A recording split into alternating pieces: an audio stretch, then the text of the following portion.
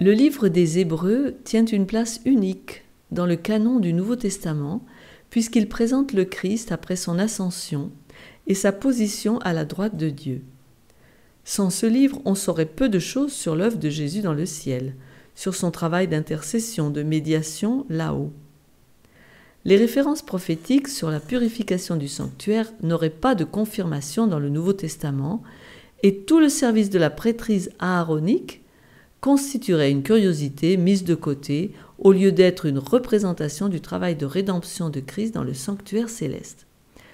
Ce livre porterait l'entrée de Christ dans les lieux saints du ciel, dans le tabernacle céleste que beaucoup rejettent aujourd'hui. Ce livre emploie presque tout le long un langage emprunté au sanctuaire terrestre. On parle de lieux saints, de lieux très saints, d'holocaustes, de voiles, de grands prêtres et d'agneaux immolés. Ce qui montre la connexion entre l'Ancien Testament et le Nouveau Testament dans l'œuvre de Jésus de rédemption.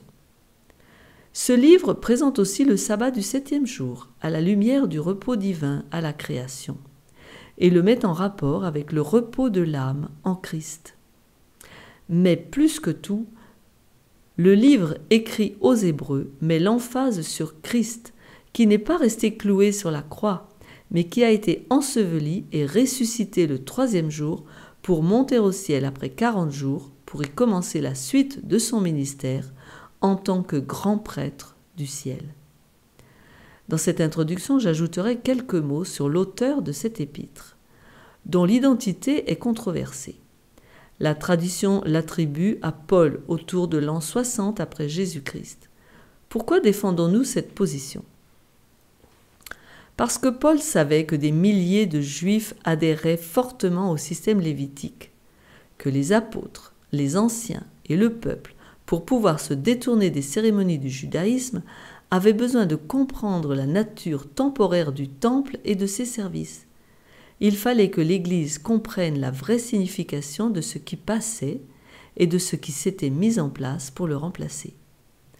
Les arguments de l'auteur sont reconnus par de nombreux auteurs et érudits comme venant de Paul.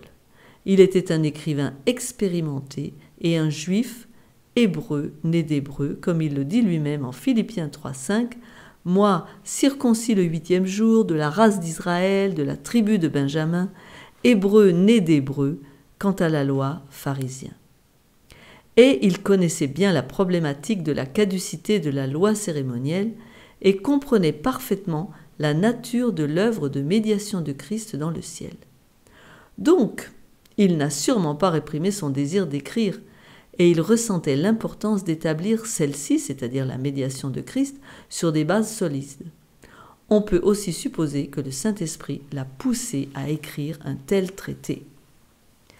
C'est d'ailleurs l'homme qui avait la vision la plus claire sur le sujet, car le Nouveau Testament nous présente que les autres apôtres ne ressentaient pas comme lui la crise qui arrivait et qui allait confronter l'Église quand la ville de Jérusalem et le temple seraient détruits. Et ceci approchait à grands pas. Il était urgent que l'Église soit avertie et reçoive une instruction sur les choses profondes en regard du ministère de leur grand prêtre au ciel. La destruction de la ville et du temple risquait d'ébranler fortement l'Église et de la diviser en deux.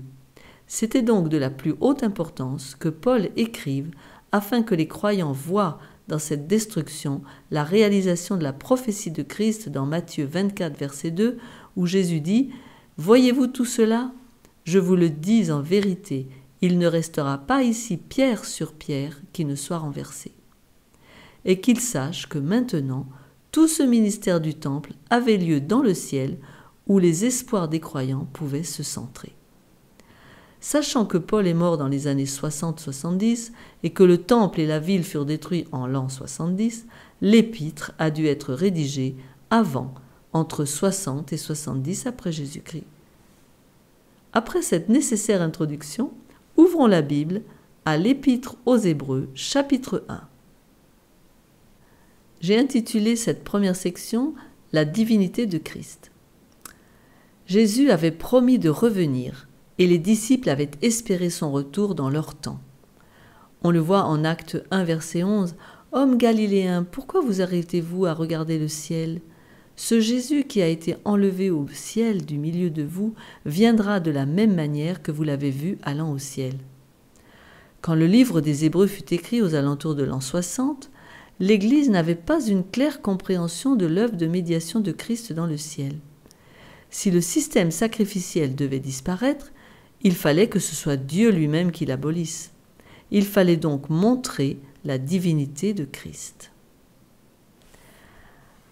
Alors nous allons procéder verset par verset.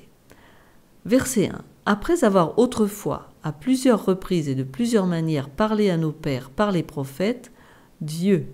Verset 2.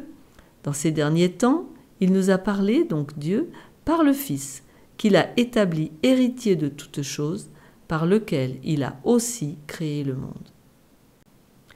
Jésus est présenté comme le Fils, l'héritier de toutes choses, le Créateur, le Rédempteur, le Prêtre suprême qui partage le trône de Dieu. Il est à la fois prophète, puisqu'il parle pour Dieu, il est prêtre, il purge nos péchés, et roi, il partage le trône de la majesté céleste.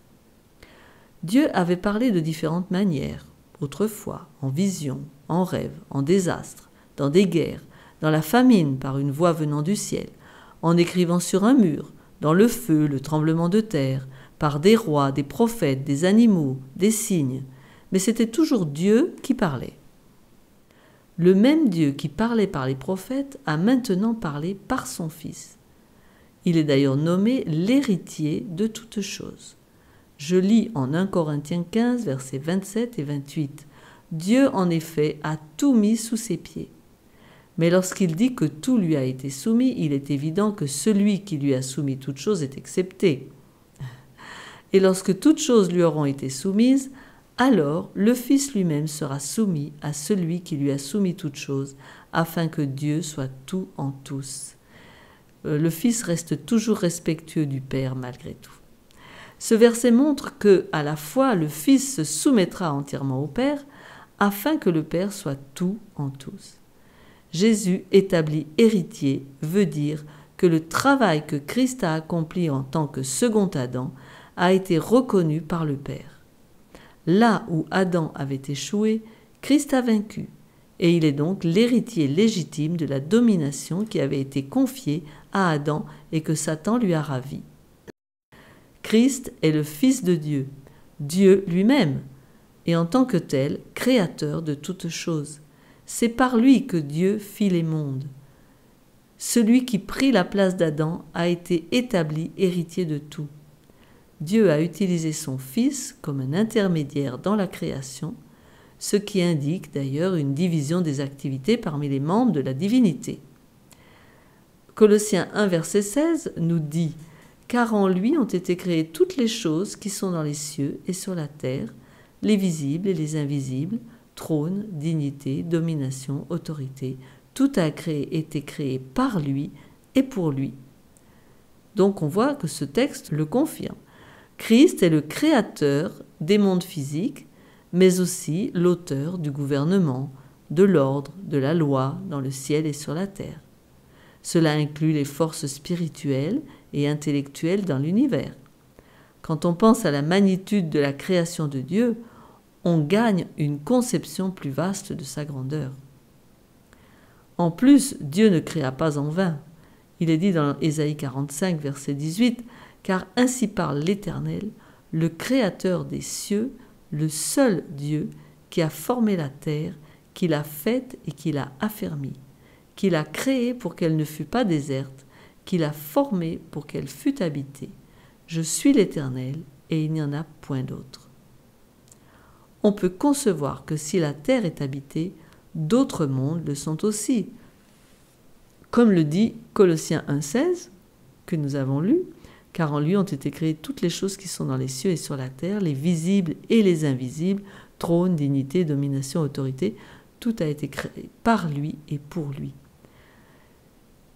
Les mondes, ces différents mondes, ont des trônes, des dominations, des principautés, c'est-à-dire un gouvernement ordonné. Et tout cela a été créé par Dieu et pour lui. Il a créé l'homme aussi, et il a voulu le sauver. Il a ordonné son monde par des lois, celles de la nature, mais aussi des lois gouvernant sa nature mentale, physique, et puis sa loi morale des 10 commandements, qui est un guide pour la vie. Et celui qui est l'auteur de la loi et qui en réclame l'obéissance a bien voulu rester fidèle aux conditions qu'il avait établies pour les autres, et quand elle fut violée, cette loi, il a pris la place de l'homme coupable et a souffert la pénalité qu'il avait lui-même ordonnée. Dieu n'est pas injuste, vous voyez, puisqu'il ne réclame de personne ce qu'il n'est pas désireux de faire lui-même. Cela le qualifie donc pour être le juge final de l'humanité et l'artiste de la destinée de l'homme. Verset 3. Et qui, donc toujours Christ, étant le reflet de sa gloire et l'empreinte de sa personne, et soutenant toutes choses par sa parole puissante, a fait la purification des péchés et s'est assis à la droite de la majesté divine dans les lieux très hauts. Le reflet de sa gloire, c'est le mot apaugasma en grec, qui veut dire lumière réfléchie, splendeur, lumineux, luminosité, brillance plus que normale. Oui, il reflète parfaitement la majesté de Dieu. Le Fils révèle le Père, il en est la brillance, la splendeur qui émane de lui. Pour lui et en lui, nous voyons Dieu. Dieu étant invisible, ce qui nous est dit dans 1 Timothée 6,16, qui seul possède l'immortalité, qui habite une lumière inaccessible, que nul homme n'a vue ni ne peut voir, à qui appartiennent l'honneur et la puissance éternelle. Amen. C'est Jésus, le Fils de Dieu, qui le révèle. Il est l'empreinte de sa personne, ou l'image expresse du Père. Comme un sceau qui reproduit l'image exacte sur la cire, ainsi Christ est la contrepartie de Dieu. Le mot « image » du grec « caractère », qui veut dire « caractère », pourrait-on dire qu'ils ont le même but, la même unité d'esprit, cependant avec des personnalités distinctes? Il est une personne, hypostasis, personne ferme, qui tient fermement. On peut donc en conclure que Christ, qui est l'image expresse de la personne de Dieu, qui est l'expression exacte de la nature intime intérieure de Dieu, celui sur qui les hommes peuvent construire car il est ferme, immuable et fidèle. Ils sont donc un en essence, en caractère, en esprit et en dessein. D'ailleurs, les textes suivants montrent que celui qui m'a vu a vu le Père. Moi et le Père, nous sommes un. Ensuite, soutenant toutes choses par sa parole puissante afin qu'elle ne s'effondre pas, et aussi afin de tout amener à sa destination, à son but final. Donc il a créé, mais ce n'est pas terminé, il continue de soutenir sa création. Tout tient en place parce qu'à chaque instant, Christ tient tout en place, et en plus, il poursuit un plan intelligent. Dans le texte, donc verset 3, purification des péchés, si Jésus a fait la purification des péchés, cela peut vouloir dire que dans sa propre vie, il a vaincu le péché, il a vaincu la tentation et il n'a jamais cédé à aucune suggestion de mal. D'ailleurs, il dit « Je ne parlerai plus guère avec vous, car le prince du monde vient, il n'a rien en moi. » Jean 14, verset 30. « Bien qu'il ait porté le péché sur lui, son âme, elle, n'a pas été souillée par le péché. » Et il est dit aussi dans 2 Corinthiens 5, 21, « Celui qui n'a point connu le péché, il l'a fait devenir péché pour nous, afin que nous devenions en lui justice de Dieu. » C'est à la croix qu'a eu lieu le pardon des péchés. Quant à la purification des péchés, oui, elle est encore en progrès, elle va bientôt se terminer. Elle ne se terminera que quand la dernière âme sera sauvée. À la croix, Christ a achevé son œuvre en tant que victime et sacrifice. Il a versé son sang. Il a payé la pénalité qui pesait sur nous. Mais son œuvre d'intercession n'est pas terminée. Il est présentement notre avocat, notre médiateur présentant ses mérites auprès du Père. À la croix, il n'a accompli qu'une partie de son ministère. Peut-être vais-je approfondir encore un peu les 3 phases de l'œuvre de l'expiation de Christ. Malgré tout, ce sera assez bref, car c'est un sujet trop vaste pour l'espace de cette vidéo. Donc la première phase, c'est que Jésus est venu, il a rencontré le péché face à face, et il l'a conquis, puisqu'il n'a jamais péché. Cette phase s'est terminée avant Gethsémane. La deuxième phase a commencé à Gethsémane, c'est Golgotha aussi. Là, les péchés du monde ont été placés sur lui afin qu'il les porte à la croix et les annule, les abolisse. Il a porté les péchés, souffert et il est mort pour eux. C'est ce que nous dit Hébreux 2, verset 14. Ainsi donc, puisque les enfants participent au sang et à la chair, il y a également participé lui-même, afin que par la mort, il anéantisse celui qui a la puissance de la mort, c'est-à-dire le diable. Et enfin la troisième phase, Christ démontre que l'homme peut faire ce qu'il a fait, avec l'aide dont il disposait. Cette phase inclut sa présence à la droite de Dieu, son ministère de grand prêtre et l'exhibition finale de ses saints dans leur dernier conflit avec Satan et leur victoire. Donc les saints vont devoir gagner la victoire, mais ils sont aidés par Christ qui est au ciel et qui est leur grand prêtre qui intercède. Ensuite, on verra que la sentence de mort sera exécutée sur Satan. Donc actuellement, Jésus est en train d'éliminer, de détruire le péché dans nos vies, dans la vie des croyants sur terre, de ceux bien sûr qui collaborent avec lui. Et il s'est assis à la droite de la majesté divine dans les lieux très hauts. C'est un très grand honneur, un lieu d'honneur et d'autorité qui a été donné à Christ après qu'il ait purgé le péché, car il a offert son propre sang, pas celui des chèvres et des veaux. Comme il est dit dans Hébreux 9, verset 12, « Il est entré une fois pour toutes dans le lieu très saint, non avec le sang des boucs et des veaux, mais avec son propre sang, ayant obtenu une rédemption éternelle. » À partir de son ascension et de son couronnement, il a commencé son ministère céleste de prêtre. Verset 4. Devenu d'autant supérieur aux anges qu'il a hérité d'un nom plus excellent que le leur. La divinité de Christ était une pierre d'achoppement dans la voie des Juifs pour accepter le christianisme. Israël était fier de son monothéisme, et maintenant Christ a clamé la divinité. Comment harmoniser cela avec les Écritures qui reconnaissent un seul Dieu? Alors il est devenu, il est devenu d'autant supérieur, devenu car il a changé de l'état divin à l'état humain par l'incarnation.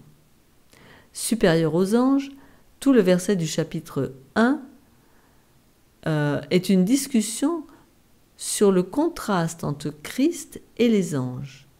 Et Paul montre que Christ est Dieu et il doit l'être pour être notre sauveur. Seul Dieu peut pardonner les péchés, seul Dieu peut sauver. Mais il a un nom plus excellent que le leur, que celui des anges. De quel nom s'agit-il? Plusieurs noms lui sont attribués, mais le nom qu'il a reçu à sa naissance est Jésus, en reconnaissance du fait qu'il sauverait son peuple de ses péchés. Comme il est dit donc en Matthieu 1, 21, « Elle enfantera un fils, tu lui donneras le nom de Jésus, c'est lui qui sauvera son peuple de ses péchés. » Et ce nom lui a été donné par Dieu. Il était Dieu dans son état pré-incarné. Jean 1, verset 1 nous dit « Au commencement était la parole, et la parole était avec Dieu, et la parole était Dieu. Mais il s'est vidé lui-même, et il a pris la ressemblance de l'homme. Il s'est dépouillé lui-même, prenant une forme de serviteur, devenant semblable aux hommes, d'après Philippiens 2, 7. Et devenant homme, Christ est devenu naturellement plus bas que les anges. Puisqu'il est dit en Hébreux 2, 7, tu l'as abaissé pour un peu de temps au-dessous des anges. Tu l'as couronné de gloire et d'honneur. Mais ceci pour un peu de temps, car après son humiliation, Dieu l'a hautement exalté. Comme il est dit, c'est pourquoi aussi Dieu l'a souverainement élevé et lui a donné le nom qui est au-dessus de tout nom, afin qu'au nom de Jésus, tout genou fléchisse dans les cieux, sur la terre et sous la terre. Oui, ce nom est plus excellent. Parfois on l'appelle un messager, un ange, ou Jésus, qui veut dire sauveur. Mais de toutes les manières, ce nom est plus excellent, le plus excellent. Verset 5.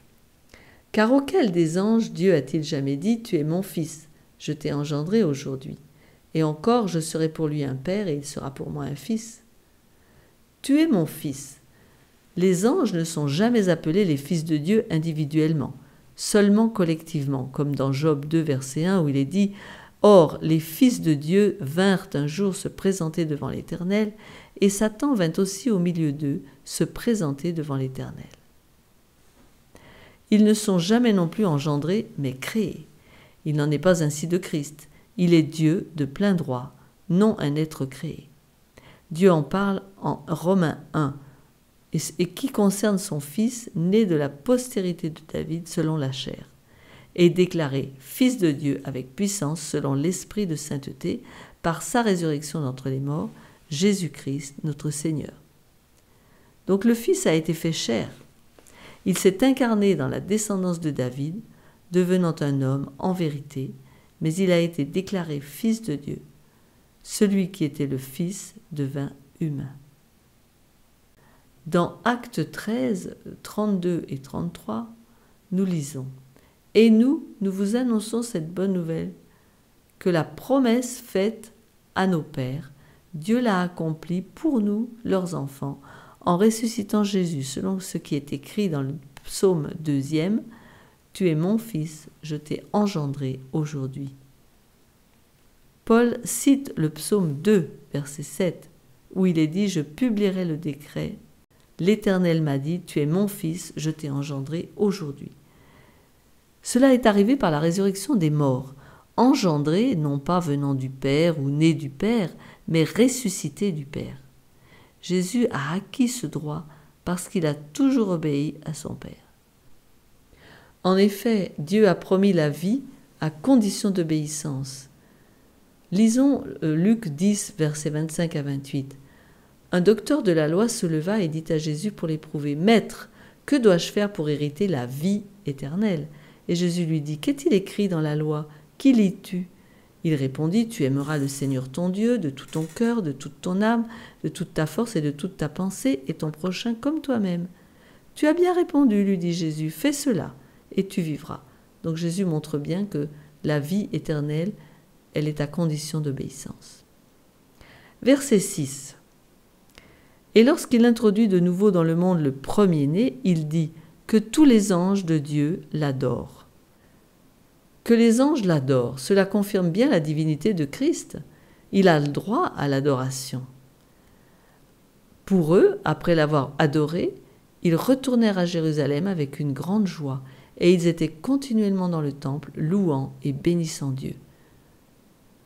On lit aussi dans l'Apocalypse 22, verset 9, « Mais il me dit, garde-toi de le faire, je suis ton compagnon de service, celui de tes frères, les prophètes, et de ceux qui gardent les paroles de ce livre.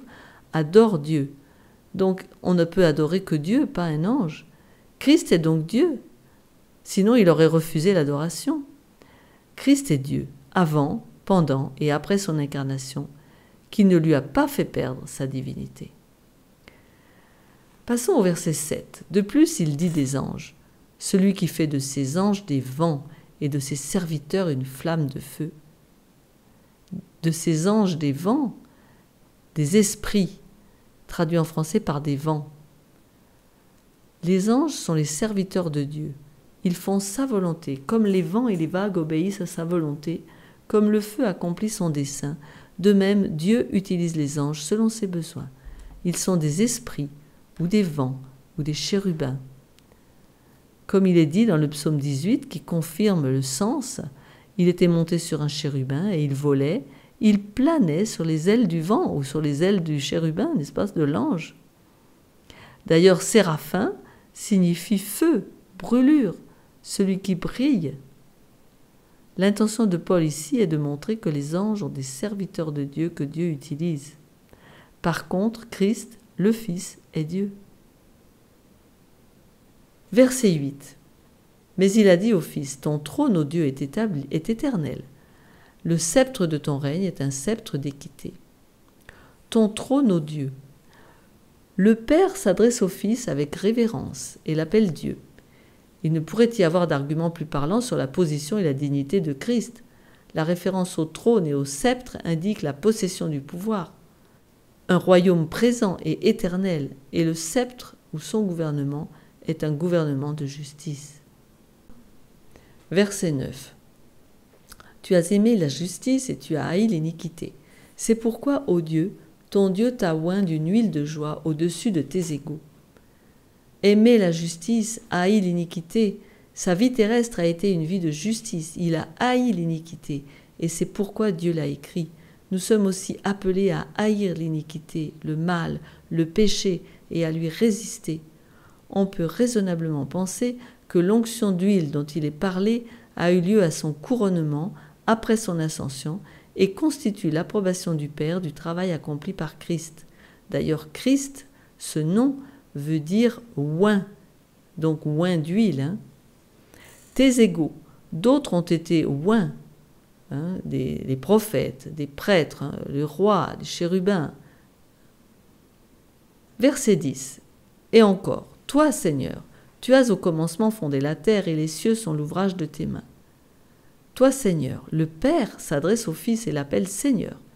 Pierre dit que de toute la maison d'Israël sache donc avec certitude que Dieu a fait Seigneur et Christ ce Jésus que vous avez crucifié. Encore un tribut à la divinité de Christ. Verset 11. Ils périront, mais tu subsistes. Ils vieilliront tous comme un vêtement. Tu subsistes, c'est encore une preuve de la divinité de Christ. Il est le Créateur. Il existait donc avant la création, et quand la création aura péri, il subsistera encore. Il est de toute éternité. Verset 12. Tu les rouleras comme un manteau, et ils seront changés, mais toi tu restes le même, et tes années ne finiront point. Tu restes le même, éternel, immuable. Ce sont des attributs de la divinité, l'éternité, l'immutabilité. Et enfin, versets 13 et 14. Et auquel des anges a-t-il jamais dit, assieds-toi à ma droite, jusqu'à ce que je fasse de tes ennemis ton marchepied? Ne sont-ils pas tous des esprits au service de Dieu, envoyés pour exercer un ministère en faveur de ceux qui doivent hériter du salut? Les anges se tiennent autour du trône dans une attitude de révérence et d'adoration, mais ils n'ont jamais été invités à s'asseoir à la droite de Dieu. Ils sont des serviteurs, des esprits au service de Dieu, envoyés pour exercer un ministère en faveur de ceux qui doivent hériter du salut. Pour le moment, l'être humain est inférieur aux anges, mais le temps vient où il aura atteint la maturité et pourra clamer son héritage. Comme il est dit dans Galates 4, 1 et 2, « Or, aussi longtemps que l'héritier est enfant, je dis qu'il ne diffère en rien d'un esclave, quoiqu'il soit le maître de tout, mais il est sous des tuteurs et des administrateurs, jusqu'au temps marqué par le Père. » À ce moment-là, l'enfant est devenu un adulte. Alors, que conclure de ce premier chapitre? Ce premier chapitre, l'apôtre Paul se lance à prouver la divinité de Christ, tâche essentielle pour accomplir le but de l'écriture de ce livre. Pour que les Juifs acceptent de remettre en question les cérémonies et ordonnances du temple, il faut que ce soit Dieu lui-même qui en donne l'ordre. Il faut qu'ils voient que tout ce que ces cérémonies préfiguraient se sont accomplis en Christ et ont été abolis. Paul donc présente Christ comme co-créateur et rédempteur, supérieur aux anges, et le Père qui affirme la divinité de son Fils. Et tout cela grâce à des citations de l'Ancien Testament que les Juifs regardent comme autoritaires, et Paul a prouvé son point. Christ est Dieu, digne d'être adoré par les anges, et a fortiori par les hommes.